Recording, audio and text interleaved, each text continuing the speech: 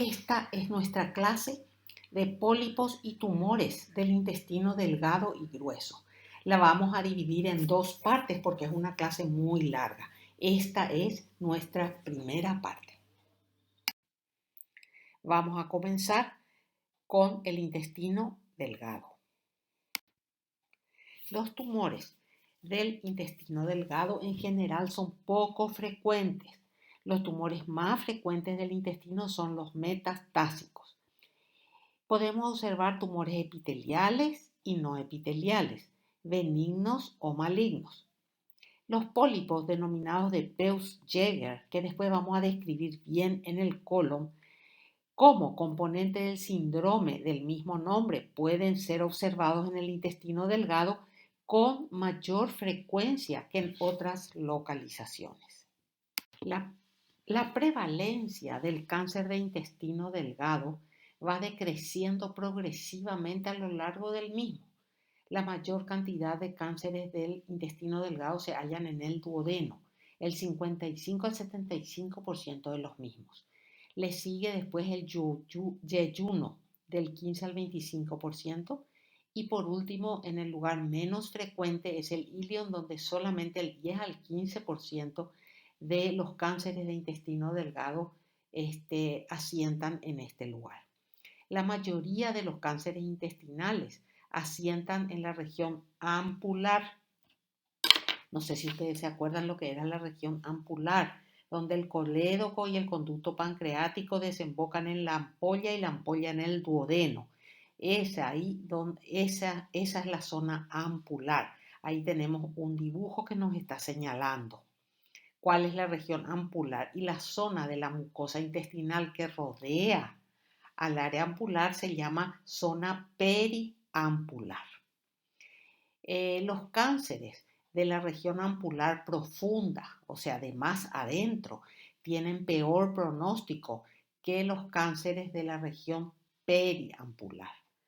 Fíjense ustedes la diferencia de sobrevida a 5 años respectivamente.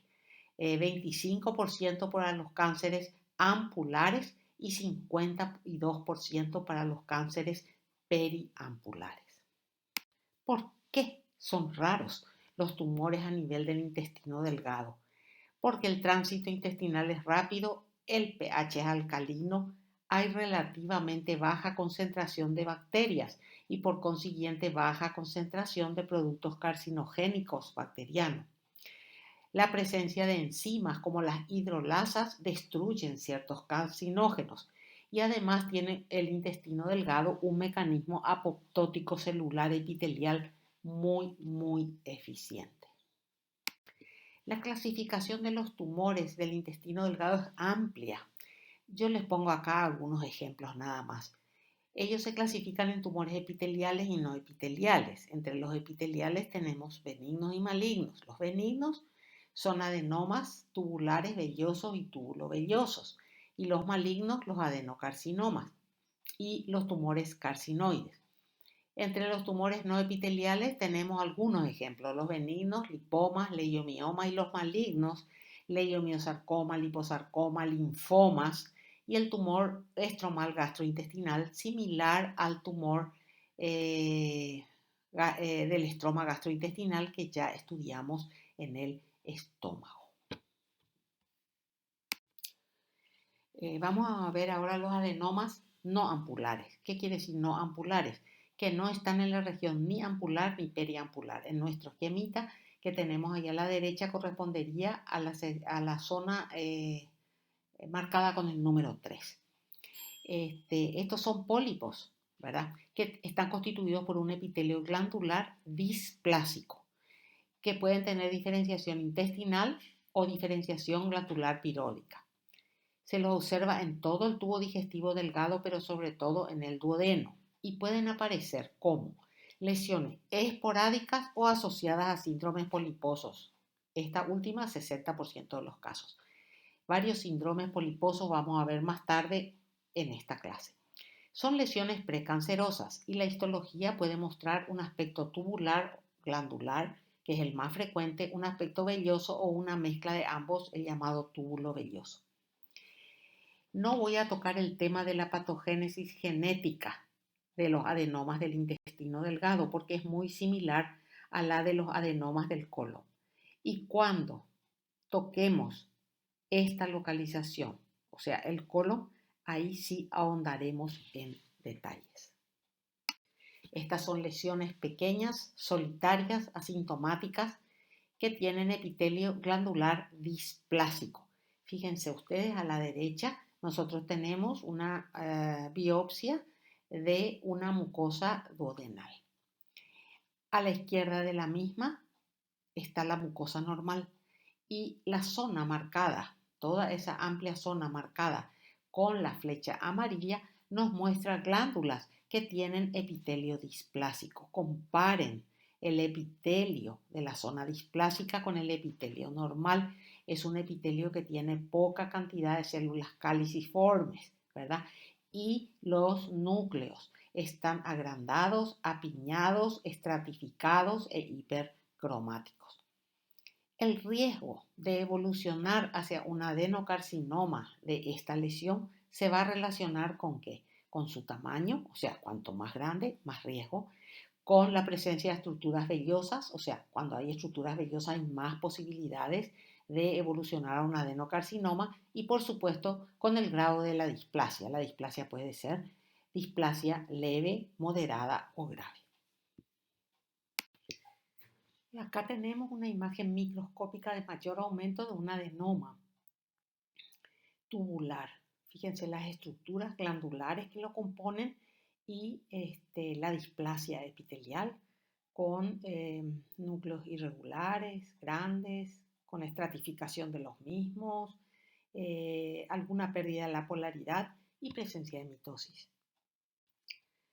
Ahora vayamos a los adenomas similares a los anteriores, ¿verdad? Del intestino delgado que estuvimos viendo, pero de la zona de la ampolla de Vater. Esta es la zona que mayor cantidad de adenomas y carcinomas tiene dentro del intestino delgado.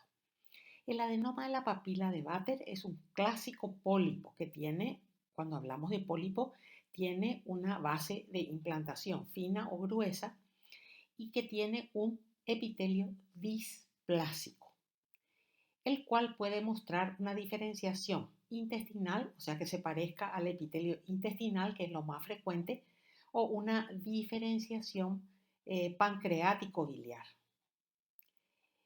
Puede localizarse adentro mismo de la ampolla de Vater o en la superficie duodenal de la ampolla, esa mucosa duodenal que rodea a la ampolla de Vater.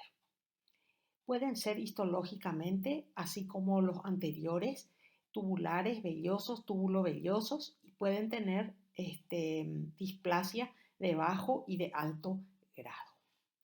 Nuestra imagen nos está mostrando esa zona de la ampolla de Vater, donde desemboca el ducto biliar común y el ducto de Wirsum, en una zona llamada papila duodenal. ¿Por qué las lesiones benignas y malignas del intestino delgado son más frecuentes a este nivel? Hay una sugerencia que dice que los ácidos biliares pueden ser carcinógenos, en pacientes susceptibles, por supuesto. Entonces, esos ácidos biliares actuarían sobre el epitelio que cubre toda esta zona. En estos adenomas podemos encontrar mutaciones genéticas de APC y KRAS. Y no nos olvidemos que son tumores mucho más raros en frecuencia que su contraparte en colon y recto.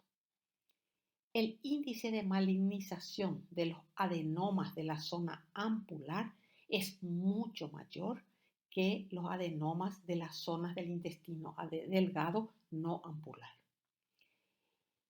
A la derecha arriba nosotros tenemos una endoscopía que nos muestra un pólipo adenomatoso ampular dentro de la ampolla. Este pólipo puede tener un pedículo de implantación fino o ancho. Abajo estamos viendo un esquema que nos muestra la zona de la ampolla donde desembocan el conducto pancreático y el conducto biliar común. y vemos dos áreas están señaladas dos áreas de localización de los adenomas, dentro de la ampolla y en el epitelio que rodea, duodenal por supuesto, que rodea a la ampolla. Acá nosotros tenemos una imagen a menor aumento para ubicarnos anatómicamente en estas lesiones. A la izquierda tenemos la pared del duodeno, se ve el epitelio del duodeno, todo perfecto, y está la luz duodenal. Muy bien. A la derecha vemos un adenoma que está señalado en dos partes por las flechas amarillas. Fíjense que hacia abajo ese adenoma como que está protruyendo hacia la luz del duodeno. Además estamos observando una zona señalada con la flecha celeste que vendría a ser el sitio de implantación de esa formación nodular adenomatosa. Se dan cuenta que no hay invasión de la pared de la ampolla. Dijimos que estos pólipos, al igual que los pólipos del colon, podían ser de tipo tubular y de tipo velloso. Acá tenemos un ejemplo de adenoma tubular, una formación poliposa constituida por glándulas, por elementos glandulares, y esos elementos glandulares tienen epitelio displásico. La flecha amarilla me está mostrando el pólipo, me está mostrando las glándulas, la displasia, etcétera, etcétera. Las dos flechas negras me están mostrando la cubierta externa de ese pólipo, por supuesto un epitelio totalmente displásico. Y la flecha celeste me está mostrando el pedículo de implantación de este adenoma. Y acá nosotros tenemos un mayor aumento de estas glándulas que constituyen el adenoma tubular de la ampolla de Vater. Fíjense las glándulas. Es interesante cómo en estas glándulas nosotros podemos tener células de Paneth, podemos tener células caliciformes. Las células caliciformes están marcadas con las flechas celestes, las de Paneth están marcadas con las flechas blancas e incluso tenemos células enteroendocrinas señaladas por las flechas negras. Acá nosotros estamos viendo una macroscopía y una microscopía de un adenoma velloso. Recién vimos el adenoma tubular, este es un adenoma velloso. En la imagen de la izquierda se nota ese adenoma velloso emergiendo hacia el duodeno. Esa masa parcialmente hemorrágica señalada con la flecha amarilla. Y a la derecha, ¿qué estamos viendo? Estamos viendo la histología de esta lesión. La flecha negra me está mostrando la periferia del pedículo de implantación y la flecha celeste me está mostrando una de las estructuras papilares que componen esta formación adenomatosa. Se dan cuenta que acá hay menos glándulas y las estructuras son vellosas papilomatosas. Por supuesto, el epitelio displásico. Y esa displasia puede ir de bajo grado a alto grado. Y aquí tenemos nosotros dos imágenes, una de menor aumento y otra de mayor aumento de un adenoma velloso de región ampular. Es para mostrar las estructuras vellosas papilares que conforman la histología de esta lesión. Y acá nosotros tenemos dos imágenes de acercamiento de un pólipo, ¿verdad? Velloso. A la izquierda tenemos displasia, se nota la displasia, pero comparen el aspecto histológico de la imagen de la izquierda con la de la derecha. La de la derecha es una imagen que nos muestra lo que es la displasia de alto grado y la de la izquierda nos muestra una displasia de bajo grado. Fíjense ustedes, en el lado izquierdo la estratificación nuclear es menor que la del lado derecho, los núcleos son más chicos, hay menos atipia y por supuesto menos mitosis. Y aquí tenemos un adenoma velloso con una atipia de alto grado. Las imágenes hablan por sí solas. Ahora veamos el adenocarcinoma no ampular, o sea, un tumor maligno adenocarcinomatoso fuera de la región ampular.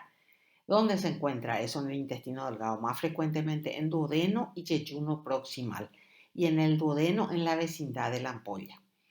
¿Cuáles son los factores de riesgo? La enfermedad de Crohn, la enfermedad celíaca y la poliposis adenomatosa familiar. Está relacionado también con el uso de cigarrillo y el abuso del alcohol.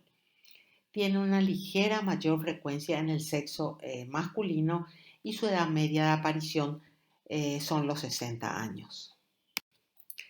Acá yo les recorté una tablita donde me cita las anomalías moleculares más frecuentes descritas en el adenocarcinoma de intestino delgado, del libro de tumores digestivos de la quinta edición de la Organización Mundial de la Salud. A la macroscopía, estos tumores se pueden presentar como masas poliposas, como lesiones preferentemente infiltrantes, como estamos viendo en la imagen de la derecha marcada con la flecha amarilla, y como lesiones estenosantes que está mostrándonos la imagen de abajo a la derecha. A la histología, estos tumores son adenocarcinomas típicos. En general, muy raramente podemos encontrar otras variedades de adenocarcinoma. En las dos imágenes estamos viendo típicos adenocarcinomas infiltrantes. Luego tenemos los adenocarcinomas que nacen en la zona misma de la ampolla, que es el sitio más frecuente de localización de los adenocarcinomas del intestino delgado. Por su localización pueden ser periampulares, que están en la mucosa del duodeno, por encima de la ampolla. Nacen entonces en la mucosa duodenal sobre la ampolla. Pueden formar masas úlcerovegetantes y a menudo nacen de un adenoma. Y después están los tumores que están adentro de la ampolla y se llaman intraampulares. Los que nacen de la neoplasia papilar intratubular ampular son nodulares o polipoides de la pared de la ampolla misma. Pero hay otros grupos que nacen de la pared de los conductos ampulares, de los conductos que están desembocando en la ampolla, el conducto biliar común y el ducto pancreático en su parte terminal. Entonces, los tumores que nacen acá en esa desembocadura suelen ser escirrosos, circunferencialmente constrictivos. Para que entiendan mejor la localización de estos tumores de la ampolla, tenemos este esquema. Los circulitos de color rojo me están mostrando la localización de los tumores periampulares. Después, el circulito de color celeste me muestra la localización de los tumores intraampulares, ¿verdad? De la ampolla misma y que nacen de la malignización de una neoplasia papilar intratubular ampular. Y después tenemos dos zonas marcadas con los círculos amarillos, que son la desembocadura del conducto biliar común y la desembocadura del conducto pancreático en la ampolla. Bueno, ahí también pueden nacer los tumores ampulares y van a presentarse con características de tumores de adenocarcinoma, por supuesto, pero escirrosos, que son circunferencialmente constrictivos, como estuvimos diciendo. Acá nosotros tenemos dos ejemplos. Uno que estamos mirando desde el duodeno, un crecimiento tumoral infiltro velloso de color rojizo y que está señalado con la flecha celeste. Eso está viniendo de adentro de la ampolla y está saliendo hacia la luz del duodeno. Es un ejemplo de adenocarcinoma intraampular. Y en la imagen de la derecha tenemos un corte. En este corte, la flecha verde me está mostrando la mucosa del duodeno. La flecha amarilla me está mostrando el páncreas con su conducto excretor. Y la flecha celeste me está mostrando el tumor intraampular, un tejido compacto blanco opaco. Y acá nosotros tenemos ejemplos de carcinomas periampulares. Arriba a la derecha, señalado con una flecha celeste, se ve una masa vegetante periampular. Lo mismo que abajo a la izquierda, se ve una masa vegetante periampular. La masa está señalada con una flecha negra.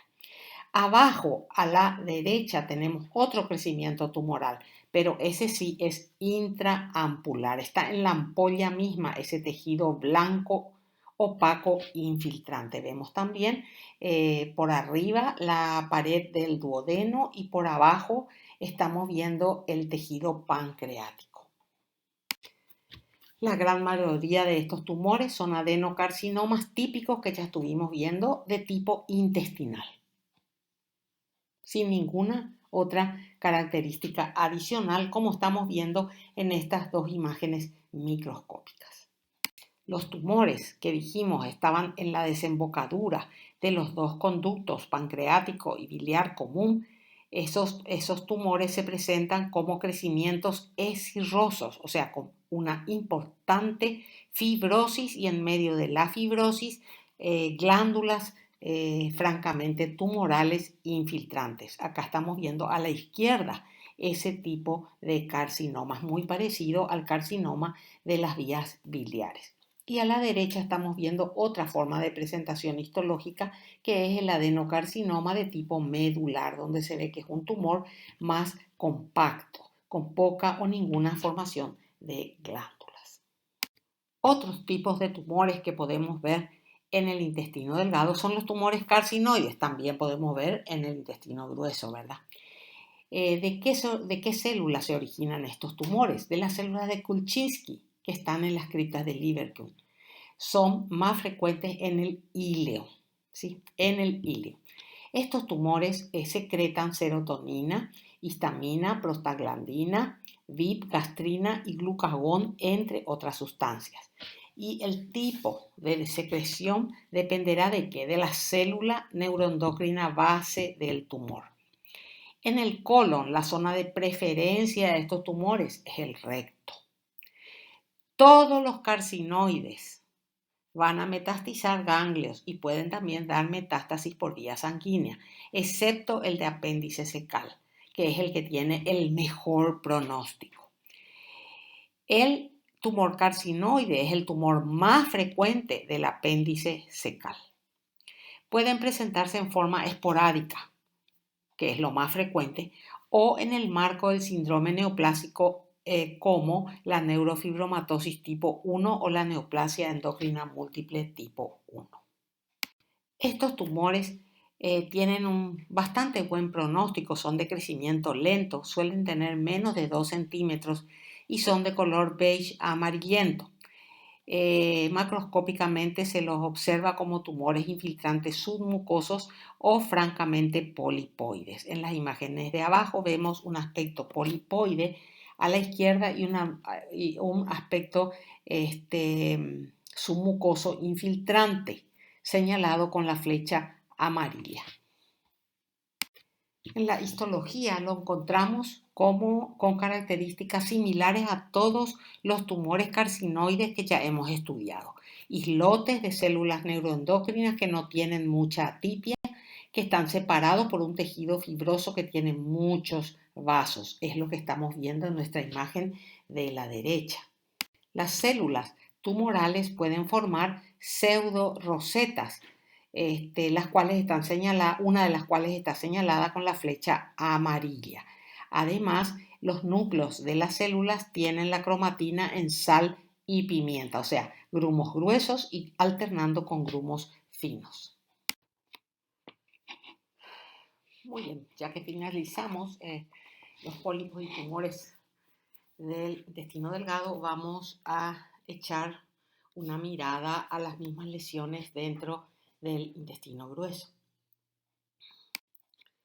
Empecemos con los pólipos del intestino grueso.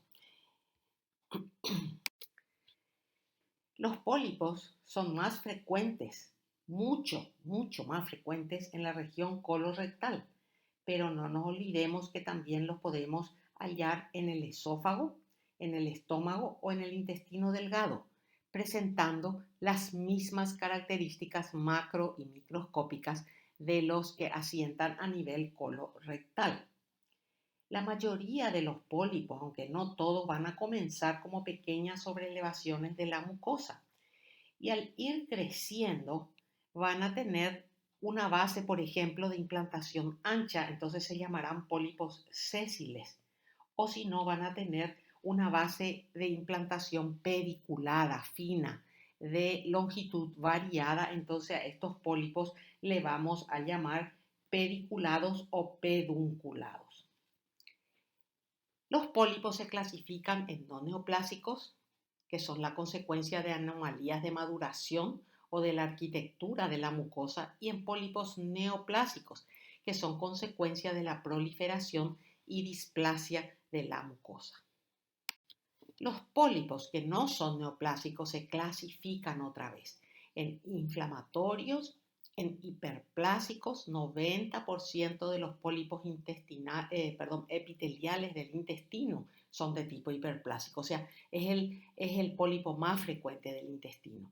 Después están los pólipos linfoides y los amartomatosos, y dentro de los amartomatosos tenemos al pólipo juvenil y al pólipo de Peutz-Jeghers. ¿Qué características tienen los pólipos hiperplásicos? Se presentan con mayor frecuencia en pacientes de 60 a 70 años. Son de tipo epitelial, donde se hallan en el recto y en el colon sigmoides más frecuentemente.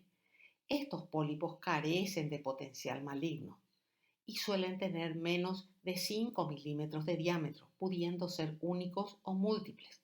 En la imagen de la derecha nosotros encontramos la mucosa del intestino grueso y la flecha blanca me está señalando uno de los múltiples pólipos hiperplásicos que se observan en la imagen. A la histología, los pólipos hiperplásicos están constituidos por células absortivas y caliciformes, que son maduras y no tienen atipias. Entonces ustedes me preguntarán, ¿por qué se forma el pólipo si las células son normales, maduras, sin atipias?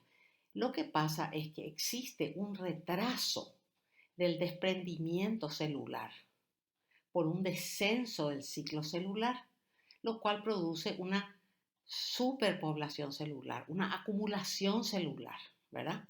Que causa ese aspecto cerrado que tienen las glándulas en la superficie.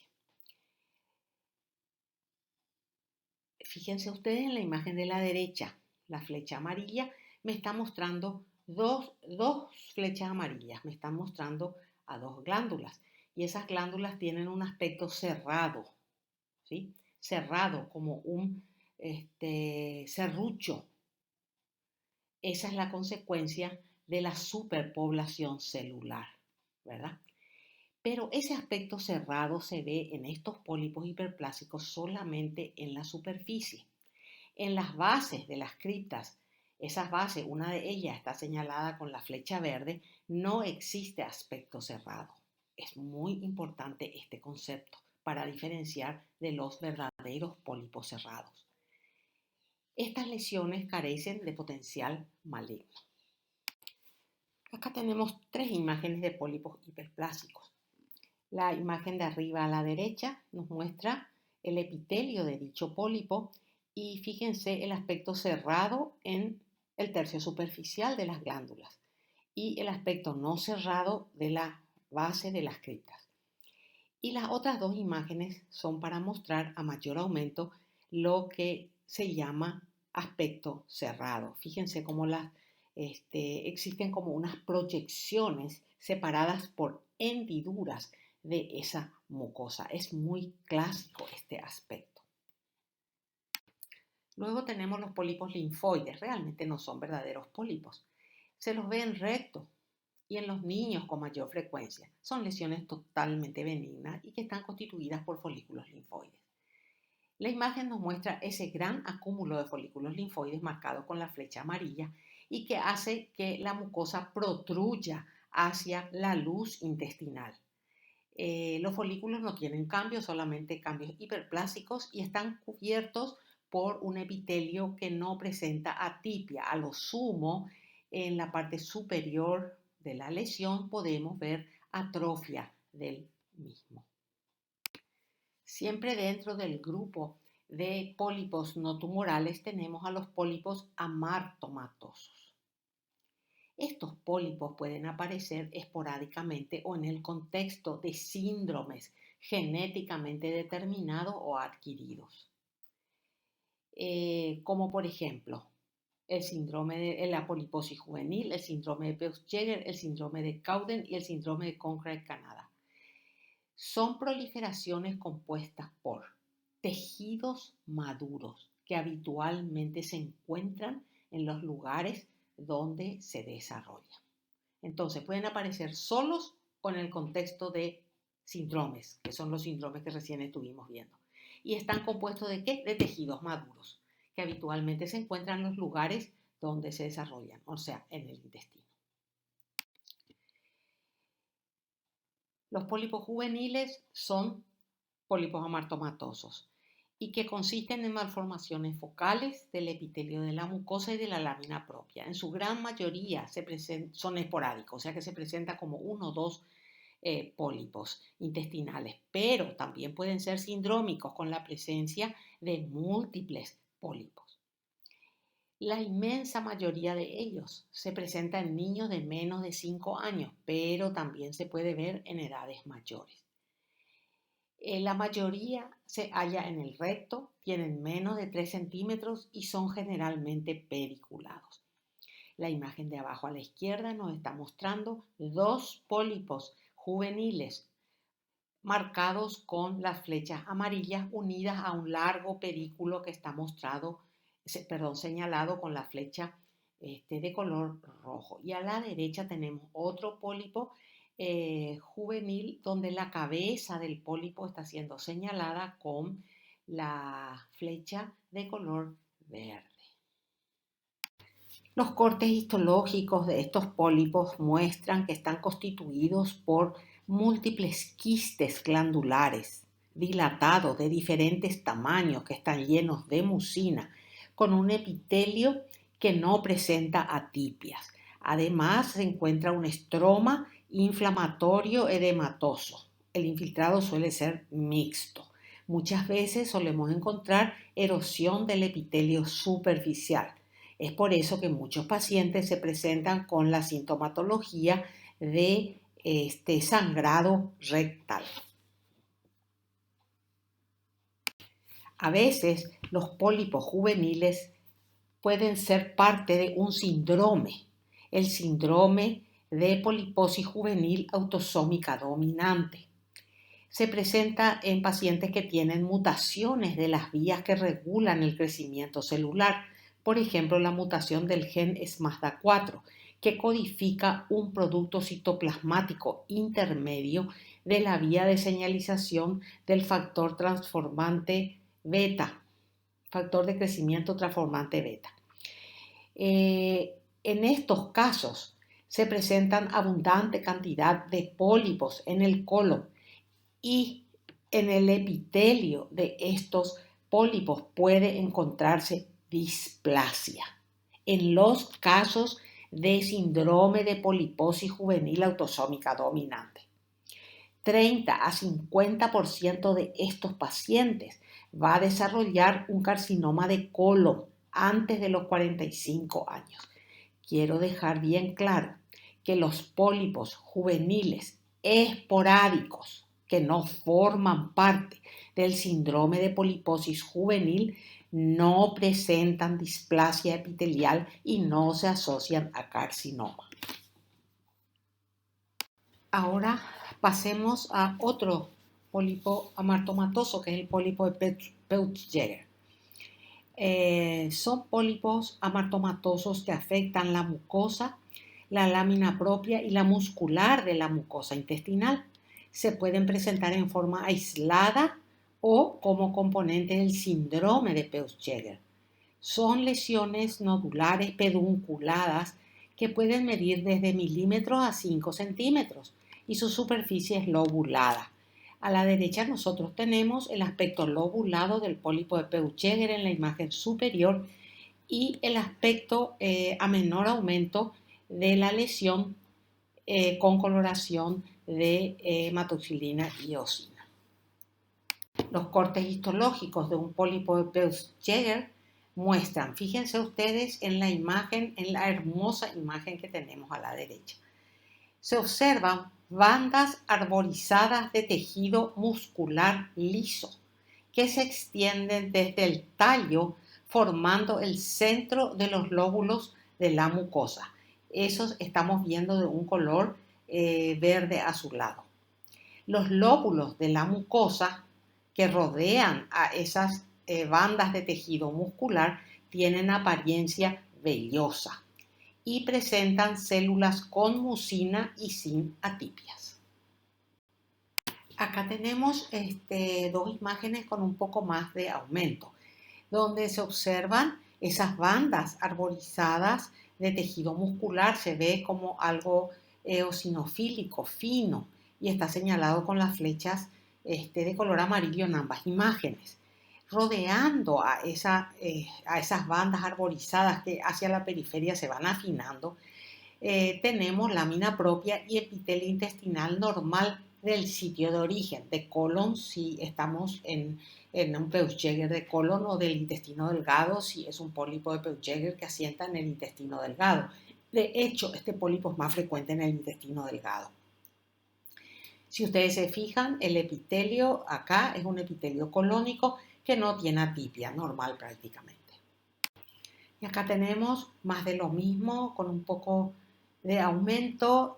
Se observan las bandas de músculo liso señaladas por las flechas amarillas y el componente glandular del pólipo. Fíjense que no hay atipia.